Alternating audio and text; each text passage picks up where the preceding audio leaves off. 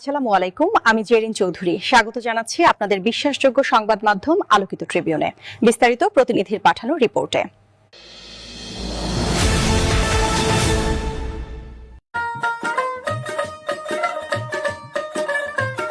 সাদা আকাশের নিচে রঙের খেলা, হাওর জুড়ে লালাভ আভা, যা এক নজর দেখলে যে কারো মনে এনে দিবে একরাশ প্রশান্তি।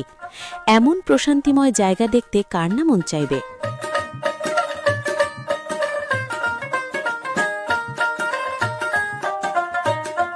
তবে এই সৌন্দর্য উপভোগের স্থায়িত্ব খুবই কম, যা দেখতে হলে আগামী 1 মাসের মধ্যেই সেখানে যেতে। আমার বাড়ি মৌলভীবাজার। আমি ফেসবুকে দেখছি যে এই শাপলা বিলের কথা, তখন আমি তথ্য নিয়ে আসছি। আজকে সকাল আমি ঘুরে আসছি 7টার দিকে, তো এসে তখন ঘুরছি, অনেক ভালো লাগছে, অনেক সুন্দর জায়গা, আসলেই খুব সুন্দর। আজকে প্রথম আমি এই শাপলা বিলে আসলাম। শ্রীমঙ্গলে থেকেও আমি এখন পর্যন্ত জানতাম না যে এখানে এত সুন্দর শাপলা বিল আছে। আজকে এখানে এসে এখান থেকে যেতে মন চাচ্ছে না। এটা তো ফেসবুক থেকে একটু দেখে আমি বলছি আসি এখানে, এসে ভালোই লাগতেছে, অনেক সুন্দর। এটা আসলে অনেক বেশি সুন্দর। নৌকা দিয়ে ঘুরলাম পুরাটা, ভালোই লাগতেছে।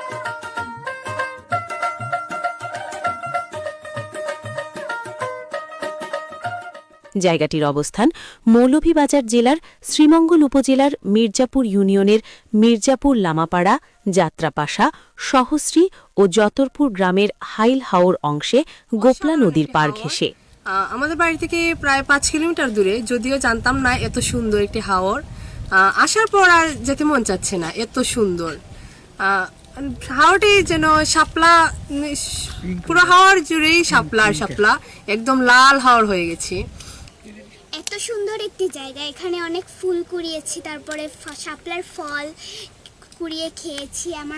আমি আমার বাবার সাথে এসেছি, আমার মা আসেনি, আমার ভাইও আসেনি। আমি এখানকার জনপ্রতিনিধি যারা আছে বা উপজেলা প্রশাসনের কাছে অনুরোধ করব, যেহেতু প্রতিদিন পর্যটকরা আসে, সেই হিসাবে রাস্তাঘাটগুলো যাতে একটু উন্নত করার ব্যবস্থা করা হয়। প্রতি বছর এমন শাপলা ফুটলেও এবছরের পরিমাণ অনেক বেশি।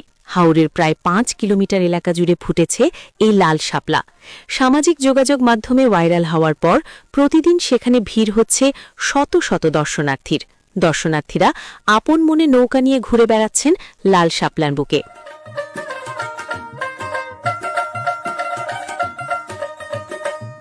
এদিকে দর্শনার্থীদের ঘুরে দেখাতে অস্থায়ী কর্মসংস্থানের সুযোগ হয়েছে অর্ধশতাধিক মাঝির।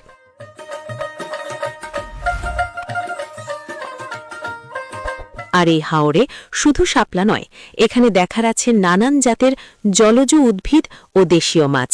চাইলে ভোরে এসে কিনে নিতে পারেন হাওরের মাছ। গোপলা নদীতে অনেক ধরনের প্রকৃতির মাছ রয়েছে, আপনারা দেখে ওই মাছগুলো কিনে নিতে পারবেন। হাইল হাওরের ওই অংশে রাস্তা মেরামত করে গোপলা নদীর ওপর একটি ব্রিজ স্থাপন করলে পর্যটকদের যেমন যোগাযোগ সহজ হবে, তেমনি শ্রীমঙ্গল উপজেলা থেকে বিচ্ছিন্ন জনপদ যতরপুরে যাতায়াতেরও একটি সুব্যবস্থা হবে। এখানে যদি একটা ব্রিজ হয় তাহলে আমাদের যোগাযোগ ব্যবস্থাটা সুন্দর হয় আমাদের এলাকার জন্য। আরো আলোকিত ট্রিবিউন, শ্রীমঙ্গল, মৌলভীবাজার।